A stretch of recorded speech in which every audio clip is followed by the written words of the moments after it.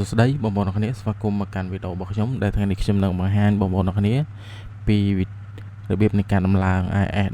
18.5 ចំនួនសាកល្បងទី3អញ្ចឹងសម្រាប់ប្រភេទចំនួនសាកល្បងនេះតើបងប្អូនជា account developer ទៅបងប្អូនអាចធ្វើការដំឡើងបានតែខ្ញុំមានវិធីសាស្ត្រមួយដើម្បីឲ្យបងប្អូនធ្វើការដំឡើងបានទាំងអស់គ្នាអញ្ចឹងកុំភ្លេចតាមដានទាំងអស់គ្នាថាតើយើងធ្វើម៉េចទើបអាចដំឡើងបាន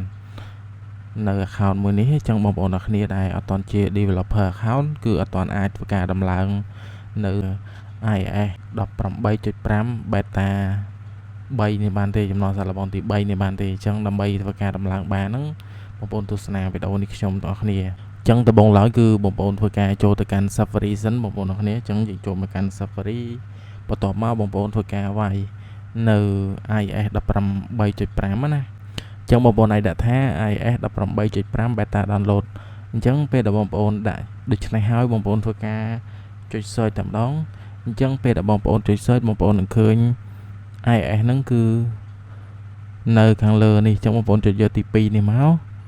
អញ្ចឹងពេលដែលយើងចុចយកទី2ហ្នឹងបងប្អូនអស់មកខាងក្រោមមកអញ្ចឹងបងប្អូនធ្វើការអស់មកក្រោមទៀតមកអញ្ចឹងបងប្អូននឹងឃើញកន្លែងនេះអញ្ចឹងមានពាក្យថា install IIS developer profile និង install IIS 18.5 ប្រភេទ public beta អញ្ចឹងខ្ញុំយក developer ខាងលើអញ្ចឹងយកខាងហ្នឹងមកបន្ទាប់មក load បែបនេះបងប្អូនចុចពាក្យថា allow តើបងប្អូនចុច close បន្ទាប់ពីបងប្អូនធ្វើការចុច close ហើយ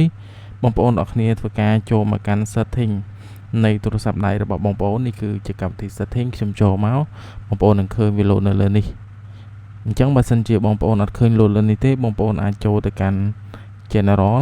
បងប្អូនចូលមកខាងក្រោមមកបងប្អូនយកពាក្យថា VPN and device management អញ្ចឹងបងប្អូននឹងឃើញនេះ IIS 18 beta software នេះចឹងបងប្អូនជួយលើកនេះមកបន្ទាប់មកបងប្អូនធ្វើការចុចពាក្យថា install បន្ទាប់មកបងប្អូនធ្វើការដាក់លើ password លេខទូរស័ព្ទរបស់បងប្អូនទាំងគ្នាណាអញ្ចឹងខ្ញុំធំទៅដាក់ការដាក់ password តែម្ដង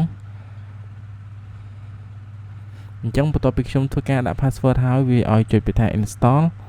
អញ្ចឹងបងប្អូនអាចធ្វើការចុចពាក្យថា install មួយទៀតមកខាងក្រោមនេះអញ្ចឹងពេលដែលយើងចុចពាក្យថា install វាឲ្យយើង restart ទូរស័ព្ទអញ្ចឹងដោយសារខ្ញុំមានហើយចឹងខ្ញុំអត់ restart ទេអញ្ចឹងបងប្អូនដែលអត់ទាន់មានត្រូវតែ restart បើអត់ restart គឺបងប្អូនអាច load ចំនួន beta នេះមកឲ្យបងប្អូនដំឡើងទេ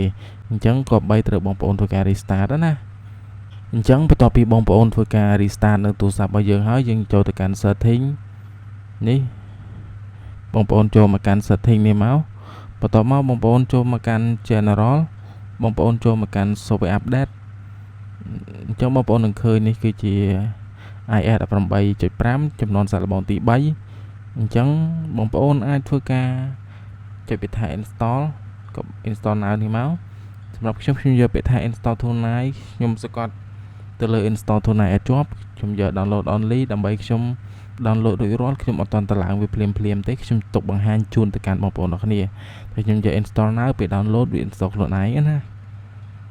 ចឹងឥឡូវនេះខ្ញុំធ្វើការវាយ password ទូរស័ព្ទដៃខ្ញុំចូលចឹង password នេះបញ្ជាក់ផងដែរគឺជា password ដែលយើងចាក់សោឲ្យក្រង់មកយើងណាចឹង password អីយើងចាក់ password ហ្នឹងមក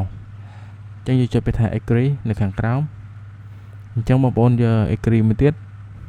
អញ្ចឹងបន្ទាប់ពីយើងយក agree ហើយអញ្ចឹងវានឹង load ពាក្យថានេះ update require ឬក៏ update request ហ្នឹងអញ្ចឹងបងប្អូនអាចធ្វើការរងចាំវាបន្តិច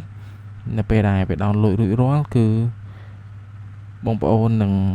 អាចធ្វើការដំឡើងបានហើយអញ្ចឹងខ្ញុំចាំរយៈពេល18នាទីអាហ្នឹងអាស្រ័យលើអ៊ីនធឺណិតរបស់បងប្អូនលឿនឬក៏អ៊ីនធឺណិតរបស់បងប្អូនរឿង slow វាតាមហ្នឹងអញ្ចឹងក្នុងការដំឡើងបានហ្នឹងគឺបងប្អូនត្រូវមានថ្មយ៉ាងហោចណាស់ចាប់ពី 50% ឡើងអាច60ឡើងបងប្អូនគ្នាបើក្រោម50គឺអាចដំឡើងបានទេ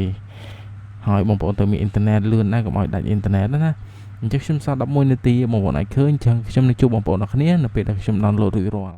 ញ្ចឹងបន្ទាប់ពីបងប្អូនអរគ្នាធ្វើការ download រួចរាល់បងប្អូននឹងឃើញពាក្យថា install now អញ្ចឹងបងប្អូនធ្វើការចុចពាក្យថា install now ទៅអញ្ចឹងខ្ញុំចុចលើពាក្យថា install now ពេលដែលយើងចុចលើពាក្យ install now ហើយយើងនឹងឃើញដូចនេះដែល load ពាក្យថា verify update អញ្ចឹងយើងធ្វើការរងចាំដើម្បីឲ្យទូរស័ព្ទរបស់យើងនឹងវា load verify ជាមួយនឹង software ដែលយើងទៅតាមតឡើងនឹងដើម្បីបញ្ចូលទៅក្នុងទូរស័ព្ទរបស់យើងដើម្បីទទួលបាននៅ version ថ្មីអ version ដែលយើងកំពុងតែ download អញ្ចឹងទូរស័ព្ទរបស់យើងគឺវាបានរលត់បន្ទាប់ពីនឹងតិចមកវានឹងចេញនៅ logo Apple ដើម្បីធ្វើការដំឡើងចូលទៅក្នុងទូរស័ព្ទរបស់យើងណាអញ្ចឹងយើងធ្វើការរងចាំវាបន្តិចទៅអញ្ចឹងវាបាន load នៅ logo Apple បន្តិចបន្ទាប់មកវានឹង load នៅ logo Apple ម្ដងទៀតហើយវាមាននឹងសញ្ញាដូចសញ្ញាភាគរយដំឡើងណាបងប្អូនអ្នកគ្នាអញ្ចឹងយើងធ្វើការរងចាំបន្តិចទៅបន្ទាប់ពីវាដំណើរការចប់ខ្ញុំនឹងបង្ហាញបងប្អូនអ្នកគ្នាពីរបៀបនៃការ set up ផ្សេងបន្តទៅមុខទៀតបងប្អូនអ្នកគ្នាអូខេអញ្ចឹងបន្ទាប់ពីវាធ្វើការដំឡើងចប់បងប្អូននឹងឃើញមក load មកដូចនេះអញ្ចឹងពេលដែល load ដូចនេះហើយខ្ញុំធ្វើការអស់ដើម្បីធ្វើការដោះនៅ password ទូរស័ព្ទរបស់យើងណាអញ្ចឹងខ្ញុំធ្វើការវាយ password ចូលអញ្ចឹងបន្ទាប់ពីខ្ញុំធ្វើការវាយ password ចូលហើយទូរស័ព្ទរបស់ខ្ញុំគឺវាបានរួចរាល់ហើយបងប្អូនគ្នាអញ្ចឹងចូលទៅកាន់ setting អញ្ចឹងបងប្អូនទាំងគ្នាចូលទៅកាន់ general បងប្អូនចូលទៅកាន់ software update អញ្ចឹងយើងធ្វើការរងចាំនេះយើងទទួលបាននៅ iOS 18.5 បងប្អូនទាំងគ្នាដែលជាចំនួនសាកល្បងទី3នៃក្រុមហ៊ុន Apple ដែលធ្វើការឲ្យយើងធ្វើការដំឡើងក៏ដូចជា update ណាបងប្អូនទាំងគ្នាអញ្ចឹងអរគុណសម្រាប់ការតាមដានហើយខ្ញុំនឹងជួបបងប្អូនទាំងគ្នានៅវីដេអូក្រោយ